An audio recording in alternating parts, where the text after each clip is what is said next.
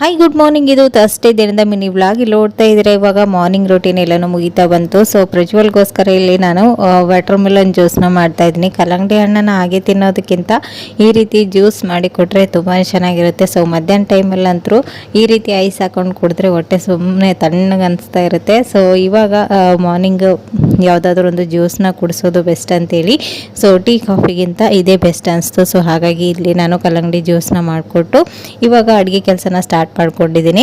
So ನೋಡ್ತಾ ಇರ್ಬೋದು ಇಲ್ಲಿ ಕಲ್ಲಂಗಡಿ ಹಣ್ಣು ಎಷ್ಟು ರೆಡ್ ಆಗಿದೆ ಅಂತ. ಇದರಲ್ಲಿ ಕೆಮಿಕಲ್ ಆ್ಯಡ್ ಮಾಡ್ತಾರೆ, ಕಲರ್ ಆ್ಯಡ್ ಮಾಡ್ತಾರೆ ಅಂತ ಹೇಳ್ತಾರೆ. ಸೊ ಇವಾಗ ಕೆಮಿಕಲ್ ಫ್ರೀ ಯಾವುದು ಸಿಗೋದೇ ಇಲ್ಲ. ಸೊ ಏನು ಮಾಡೋದಕ್ಕಾಗಲ್ಲ. ಸೊ ನೋಡ್ತಾ ಇದ್ದೀರಲ್ವ, ಇವತ್ತಿನ ಮಾರ್ನಿಂಗ್ ರೆಸಿಪಿ ನಾನಿಲ್ಲಿ ರೊಟ್ಟಿ ಹಾಗೂ ಬದನೆಕಾಯಿ ಪಲ್ಯನ ಮಾಡ್ತಾ ಇದ್ದೀನಿ. ಯಾವಾಗಲೂ ಮಾಡುವಂಥ ಬದನೆಕಾಯಿ ಪಲ್ಯಗಿಂತ ಈ ರೀತಿ ನೀವು ಮಾಡೋದು ಬೆಸ್ಟು. ಈರುಳ್ಳಿ, ಟೊಮೆಟೊ, ಬದನೆಕಾಯಿ ಹಾಗೂ ಸ್ವಲ್ಪ ಬೆಳ್ಳುಳ್ಳಿನ ನೀರಲ್ಲಿ ಹಾಕಿ ಚೆನ್ನಾಗಿ ಕುದಿಸ್ಕೊಂಡು ನಂತರ ಈ ರೀತಿ ಸ್ಮ್ಯಾಶ್ ಮಾಡಿ ಒಗ್ಗರಣೆ ಹಾಕೊಳ್ಳೋದ್ರಿಂದ ತುಂಬಾ